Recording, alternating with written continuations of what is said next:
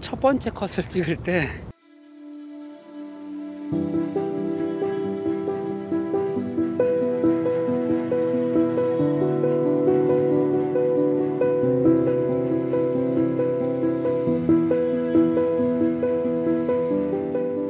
B&H에서 주문했던 액타100 중형 필름이 드디어 도착했습니다. 제가 그동안 이제 코닥 계열에서는 포트라나 프로이미지, 또 후지 필름에서 나오는 벨비아나 프로비아 같은 이제 필름들은 촬영을 많이 했었는데요. 이 액타100은 촬영이 처음일 거예요. 얼마 전에 제 구독자분이신 그 화염청춘님께서 액타100 필름을 하나 구입하셨는데 이제 유튜브 같은 데 보니까 장래들이 많지 않으셨나 봐요. 그래서 이제 액타100도 한 롤 정도 촬영을 부탁하셔가지고 이번에 이렇게 한 팩을 구입하게 됐습니다. 제가 필름철을 찾아보니까 2013년도에 이제 가족들하고 강원도 여행 갔을 때 이제 액타100 한 롤을 촬영을 했더라고요. 네거티브임에도 불구하고 색이 굉장히 선명하고 또 채도가 높은 걸 알 수가 있었습니다. 이 사진은 강릉 앞바다에서 찍은 사진인데요. 실제로 눈으로 보던 풍경보다 이제 푸른색이 굉장히 더 진하게 표현된 거를 알 수가 있습니다. 박스에도 써있다시피 그레인이 굉장히 미세하기 때문에 선회도가 중요한 이제 풍경 사진을 촬영할 때도 유리하지 않을까 싶습니다. 그런데 이제 그때 당시 찍었던 다른 사진들, 특히 이런 인물 사진들을 보면은 피부톤에 붉은기가 많이 돌아서 솔직히 좀 아쉬웠고요. 특히 실내 사진들 같은 경우는 굉장히 좀 실망을 좀 했던 터라 그때 한 돌만 찍고 이제 그 이후로는 액타에는 손이 잘 안 가더라고요. 여기 액타100 데이터 시트에서도 보니까 이 제조사에서 추천하는 장르 역시 자연 풍경이나 여행 또 아웃도어 같은 사진들이고요. 제가 찍었던 실내나 인물 사진용으로는 그리 적합한 필름은 아니었던 것 같습니다.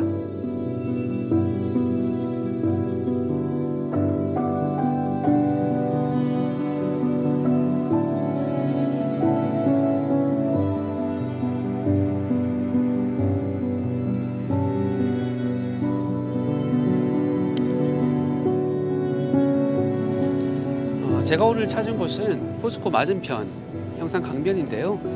지난주에 송도 바닷가에 촬영차 잠깐 나왔다가 강변 도로를 달리면서 강변 뚝을 좀 봤는데 지금 보시는 붉은 강철 파이프들이 잔뜩 꽂혀 있더라고요. 지난주하고 또 벌써 약간 풍경이 달라진 게 보시면은 이 파일 끝부분에 또 원뿔 모양의 하얀색 캡이 씌워져 있습니다. 지금 여기 옆에 보니까 공사 안내판이 있어서 한번 공사 내용을 읽어봤더니 이제 여기가 마리나 계류장인 것 같아요. 이제 요트들이 접안할 수 있는 시설들을 꾸미는 것 같습니다. 오늘은 제가 여기 후지 G617 파노라마 카메라를 가지고 왔고요. 이제 액타100을 로딩해서 지금 제 뒤에 보이는 이 가로로 굉장히 넓게 이제 박혀 있는 파일들을 이제 형산강의 물결들을 장노출로 잠재우면서 심플하고 또 정적인 사진으로 한번 담아볼까 합니다. 이제 액타100 중형 필름을 필름백에 로딩해 보도록 하겠습니다.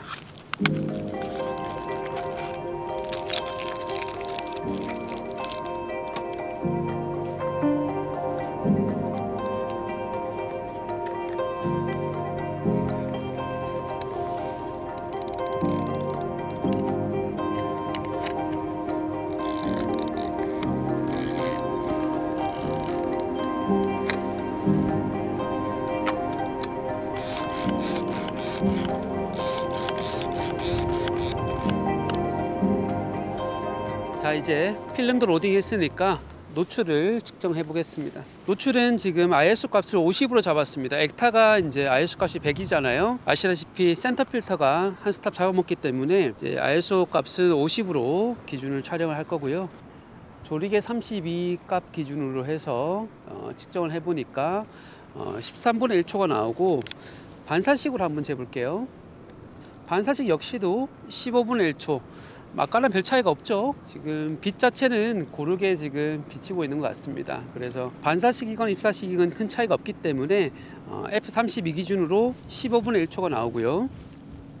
장노출 값을 한번 계산을 해 볼게요. 제가 사용하고 있는 게 레시프로시티 타이머라는 앱이고요. 여기서 보시는 것처럼 코닥 액타 100 필름을 설정해 주고, 아까 노출 시간이 15분의 1초였죠. 그리고 15분의 1초일 때 우선 노출이 길게 주기 위해서 ND 1000 필터 기준으로 설정을 해보면 노출 값이 2분 42초가 나오거든요. 근데 이제 섀도우까지도 지금 조금 더 끌어올려 주기 위해서 한 스탑 보정을 해서 촬영을 해 볼게요. 6분 18초가 나오게 됩니다. 네거티브 같은 경우는 섀도우보다는 이제 하이라이트 쪽에 관용도가 높기 때문에 지금 제가 한 스탑 더 높게 잡아줘 봤습니다. 자, 그러면은 ND 1000 필터를 장착을 해 볼게요. 마그네틱 필터 정말 편합니다. 이제 ND 1000 마그네틱 필터를 장착했고요. 릴리즈도 장착. 자, 조리개 32에 셔터는 벌브, 그리고 셔터 로딩까지. 자, 세팅이 끝났으니까 촬영을 해봐야 되겠습니다. 조기 앞에 배가 한 대 지나가고 있거든요. 저거 지나갈 때까지 기다렸다가 장노출로 촬영을 해보면 될 것 같습니다. 오늘 바람도 좋고 강물 흐름도 좋기 때문에 장노출로 표현이 꽤 잘 나올 것 같습니다. 자, 6분 18초 노출을 줘 보겠습니다.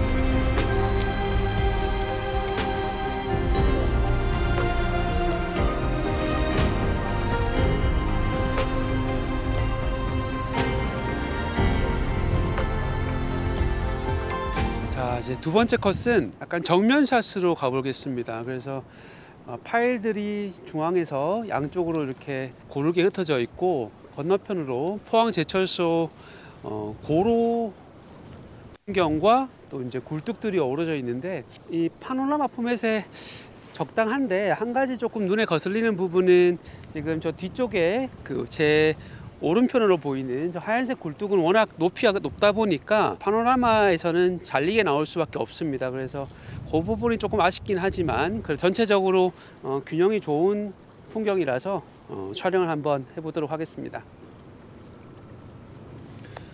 노출 값은 아까와 동일합니다. 그래서 F32에 13분의 1초고요. F32 그대로 벌브 셔터 두고 릴리즈를 꽂은 다음에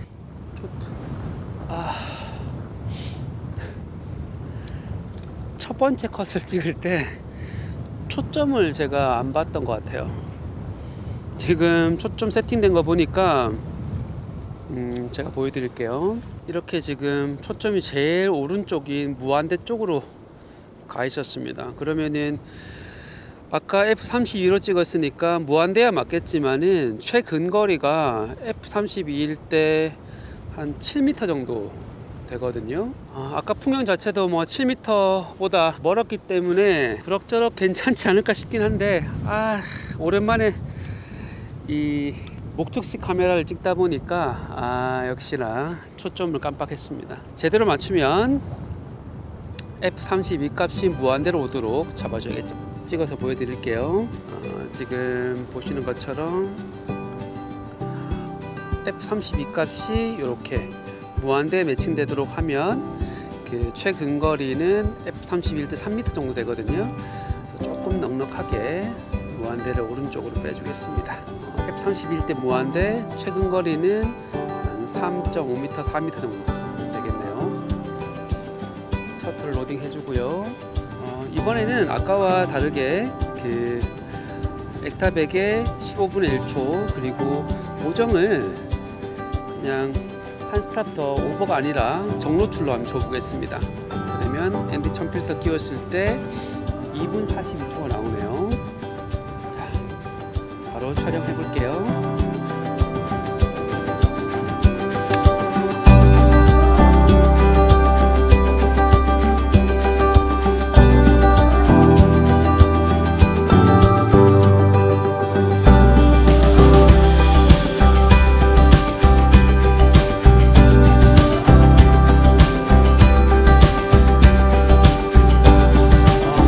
컷이죠 여러분. 이번 컷은 조금 색다르게 여기 바지선이 한 대 정박해 있죠. 지금 여기 보이는 트럭 타이어라든지 이 전체의 형태감을 근경에 잡고 원경에는 그 뒤쪽 포스코 배경으로 촬영을 한번 해보도록 하겠습니다.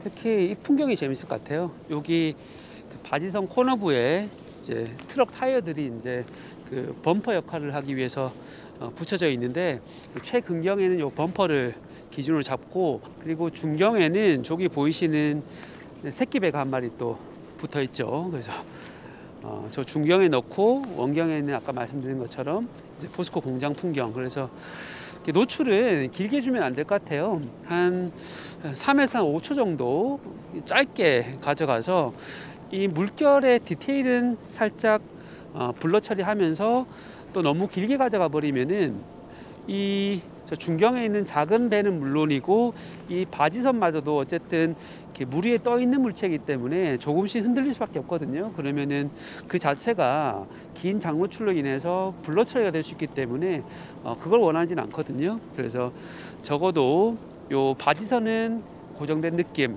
그리고 그 대신에 또 물결의 디테일은 살짝 뭉개면서 부드럽게 표현할 수 있는 정도로 촬영하는 게 좋을 것 같습니다. 상박대는 보시는 것처럼 한 단 낮춰줬어요. 그래서 저 아까 전에 메인 피사체로 잡은 저희 바지선 코너에 있는 타이어와 렌즈의 눈높이를 맞춰줘 봤습니다. 노출 역시 변화는 없고요.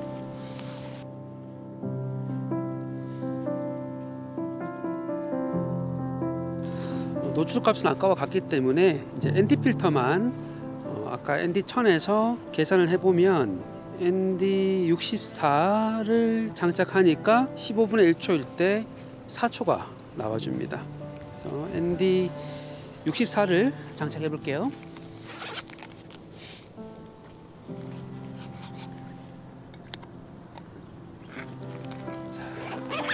자, 4초 노출 촬영해 보겠습니다.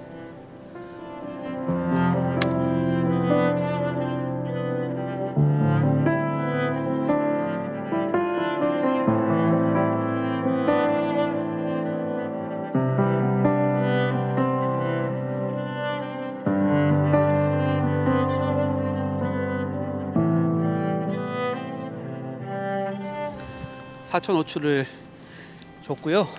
이제 요 코스는 지금 정노출로 촬영을 했잖아요. 근데 액타 100 같은 경우는 붉은기가 굉장히 세츄레이션이 높게 나올 거기 때문에 아마 기대하건대 여기 바지선의 테두리에 있는 이 가판들의 녹슨 부분, 빨갛게 녹슨 부분들이 지금 눈으로 보는 색보다 훨씬 더 팝하게 나올 거라고 기대가 됩니다.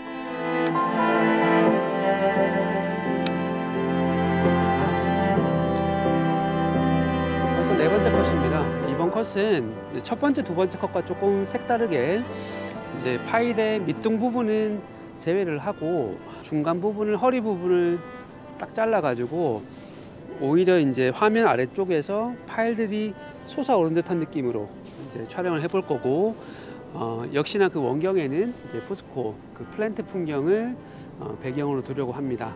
이번 컷 역시 장노출로 가져가야 되겠죠. 그래서 아까 처음에 6분 정도 노출을 줬는데 이번에는 한 10분 이상 조금 더 길게 가져가 보도록 하겠습니다. 노출 측정해 보니까 이번에 빛이 조금 더 어두워졌는지 F32 기준에 15분의 1초였잖아요. 이번엔 10분의 1초 정도 나와서 조금 더 노출을 길게 주기 위해서는 F 값을 45까지 조여보면 5분의 1초가 나옵니다. 그러면은 이 5분의 1초일 때는 이제 장노출 값이 얼마가 나오냐면은 4분의 1초로 감안했을 때 15분이 나오네요. ND1000 기준으로. 릴리즈 장착하고요. ND1000 필터 장착해 보겠습니다. F 값은 45, 벌브, 초점은 45에 무한대, 최근거리는 2.3m 정도 나오겠네요. 자, 설정을 다 했고 마지막으로 셔터 장전. 이제 노출을 15분간 주고 있습니다. 기다리는 동안 그 액타 100 필름에 대해서 잠깐 얘기를 해볼까 해요. 포트라나 다른 프로 이미지 같은 코닥 계열의 다른 필름들에 비해서 인기가 없는 이유에 대해서 생각을 해봤는데 크게 두 가지인 것 같습니다.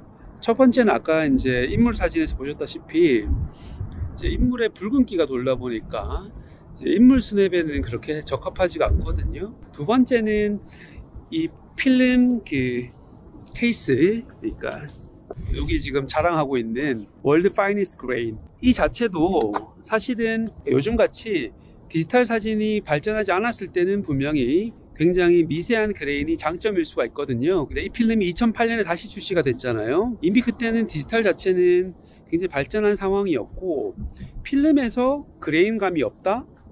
그거는 요즘 필름을 쓰시는 분들 니즈에는 정반대였던 것 같습니다. 그러니까 오히려 그런 입자감이 없는 사진은 충분히 디지털로 커버가 가능한 상황에서 굳이 이 액타100을 쓸 필요가 없는 것이 되겠죠. 그래서 오히려 그런 피부톤의 붉은기라든지 이런 미세한 그레인감 자체가 필름 유저들한테는 그렇게 외면을 받은 이유가 아닐까 생각을 해봤습니다. 어떻게 화염청춘님, 오늘 제가 촬영을 한 액타100 결과물이 마음에 드셨는지 모르겠어요. 참고가 되셨길 바라면서 직접 또 이미 구매하셨던 액타100 써보시면서 만족스러운 결과물 얻으시기를 기원해 봅니다. 자, 그럼 오늘 영상은 요 네 번째 컷 마저 감상하시고 정리하기로 하고요. 다음 영상에서 인사드리도록 하겠습니다.